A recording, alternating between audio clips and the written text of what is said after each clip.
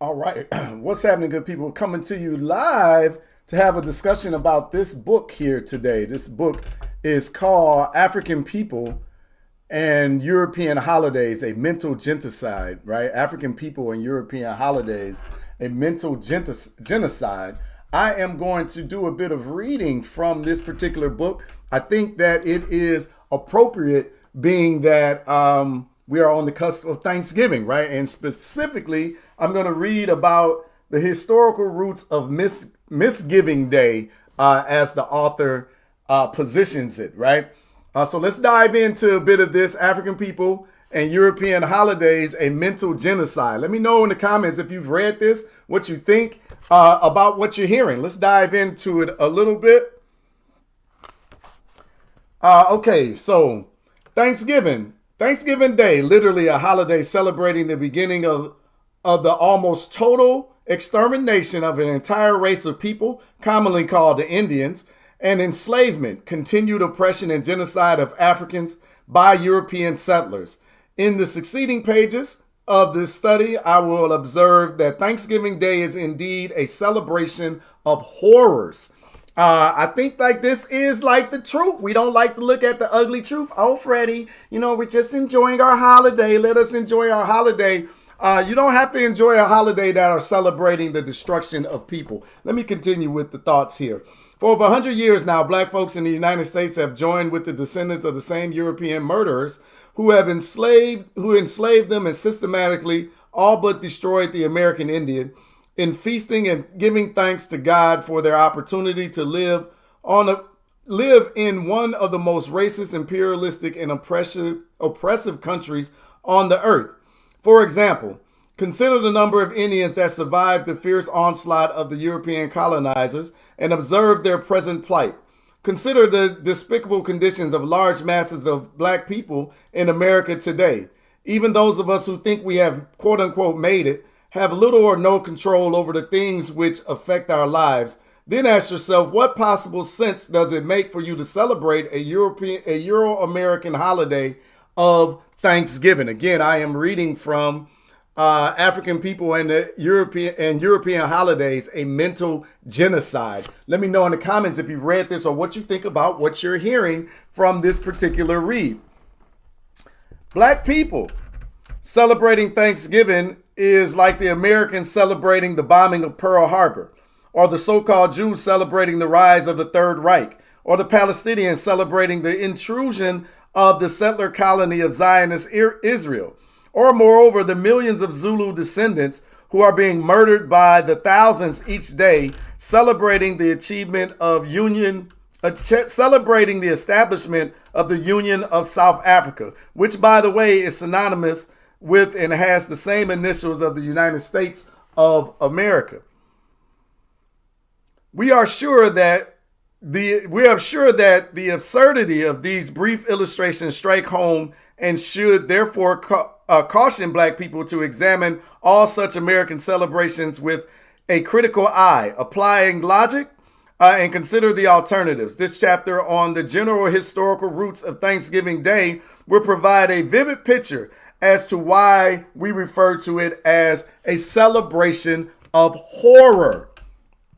Again, African People and European Holidays, a Mental Genocide. This is what we are reading from today. Absolute horrors, right? Let me continue.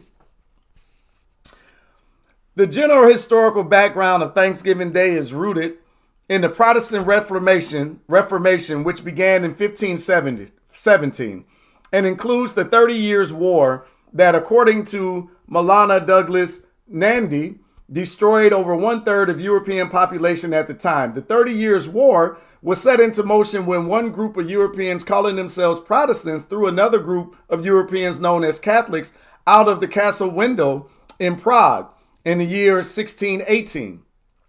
The devastating events of this war are just a few of the many on record illustrating a bloody and gory history of the Protestant Reformation, which is laced with human torture, grotesque mutilations, beheadings, hangings, and the burning of bones and books.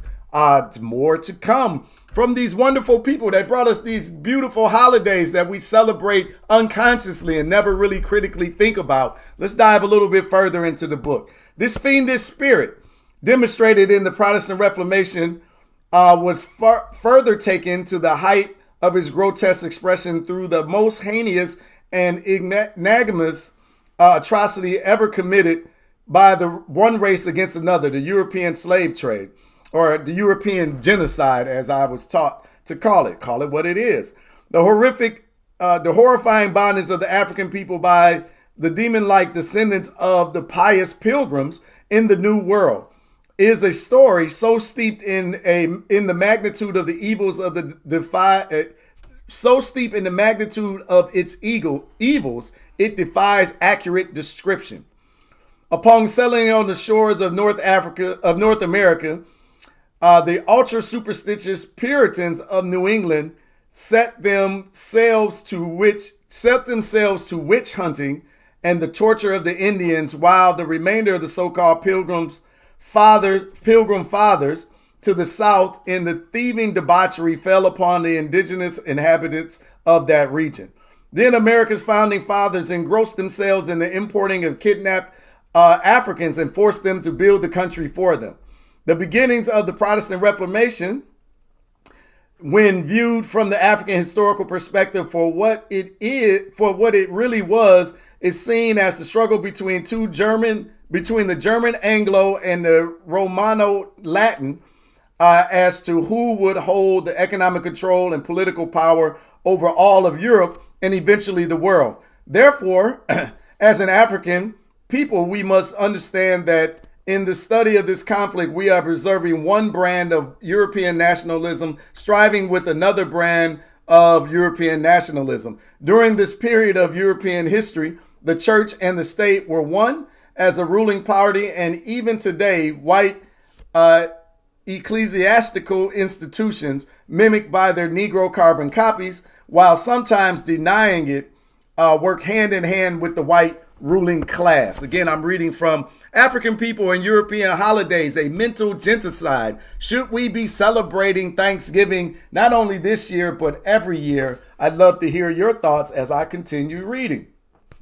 And it's the day before Thanksgiving, so I'm going to leave you on a quick cliffhanger, and we're going to come back on Thanksgiving Day and finish the conversation, right? But we will begin our study of the origins of Thanksgiving at the point where England became embroiled in a bitter controversy with Rome, which takes us back to the reign of the gluttonous and insatiable, frivolous Henry VIII. The Protestant Reformation, that is, those who protested against the Roman papacy and proclaimed themselves to be purifiers of the European religion, commonly misnomered Christianity, began to gain recognition by the state when Henry VIII fancied that it could be a vehicle to help his personal aims, the primary one being to divorce his present wife Catherine of Aragon and marry the young Anne Boleyn. Probably butchering that name. To fulfill this desire, it became necessary for Henry VIII to renounce the Roman papacy, the Pope of Rome, and declare himself sole protector and supreme head of the church, the clergy of England. This he did because the Pope had refused to grant him a divorce. Plot thickens. Henry then set up an Anglican church, the Church of England, and appointed Thomas Cranmer as Archbishop of Canterbury, the center of England's would-be religious worship. The new ecclesiastical head, in gratitude and under Henry's command, quickly annulled the marriage to Catherine, whereupon Henry VIII married Anne, who bore him the notorious Queen Elizabeth I. This somewhat dramatic move on the part of Henry VIII broke the powerful domination that Rome had held over England for centuries. To further secure the new political and evangelical footing, Henry forbade the annual paying of tribute to the Pope, thus diverting the huge sum of money which had formerly been sent from England to Rome into the personal royal coffers.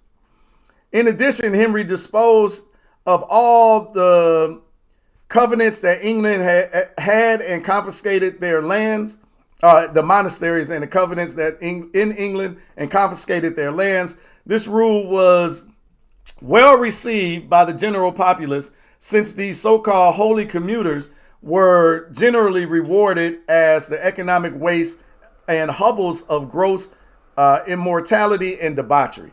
In 1574, the weary and obese Henry VIII, tormented by syphilis and a host of other debilitating diseases, departed the stage of European history and went the way of the flesh, leaving the throne to his weak and sickly son, Edward VI. All right, so interesting stuff as we're starting to build up on this story. We're getting to the point of where these psychopaths decide that they're going to hop the waters and come into America and to start spreading their cheer, right? Their joyous genocide that we're so thankful for today. We're going to pick up with this section, Bloody Mary, 1553 to 1558. After a brief reign of Edward VI, who through political intrigue was lethally poisoned at the age of 16, Mary Tudor, the daughter of Henry VIII, and his estranged wife Catherine, succeeded their half-brother on the throne of England. Being a devout Catholic, that is a pro-Roman, Mary set about revising reforms that were put into motion by the English Parliament and her father, Henry VIII, which had politically and economically separated the church from Rome. As a result, 300 Protestant leaders, including Archbishop Thomas Cranmer, were sentenced to death, thus earning for the hapless monarch the name Bloody Mary. This designation gave rise to the English terminology of bloody this and bloody that, and the popularized as well-known vodka and tomato mixed drink called Bloody Mary. Right? Interesting stuff. All right, so I think I'm going to stop there before we get into Queen Elizabeth I. We'll pick up there tomorrow. I'll pick up there and finish off this lead up to African people and European holidays, a mental genocide, but leading up to Thanksgiving, right? So Thanksgiving is tomorrow. That's when most people are celebrating it. So I'm going to ruin Thanksgiving by giving you a thorough history of the people that you're celebrating and you're honoring, and the death and the destruction that is being celebrated. And I know, Freddie, why you always got to be like that? I'm just getting together with my family. We just enjoying the holidays. We're enjoying our time together. As if you can't do that on any particular weekend, and you got to wait for these well-crafted holidays in order to commune with your family and love on one another and eat good foods together and share the family stories and bond and let the cousins meet and all that good stuff that we're supposed to be doing during these so-called holidays. Yeah, that's what you need, a good old-fashioned genocide to cook up and warm up those stories, huh? Makes that macaroni taste so good. Ooh, that turkey. Come on, good people. Let's think sometimes when it comes to what we're celebrating, what we're putting our energy and our belief behind. All it takes is a little bit of reading. I mean, it's not like it just ain't right there in front of you the whole time anyway, right? But all right, good people, it's been real. I am going to dash up out of here now. I appreciate y'all spending some time with me. Hope to see you soon. Hope to see you tomorrow so I can finish out this chapter. Peace and blessings. Right, same to you over here, YouTube. I appreciate y'all joining us. Thank you as usual. Love, peace, and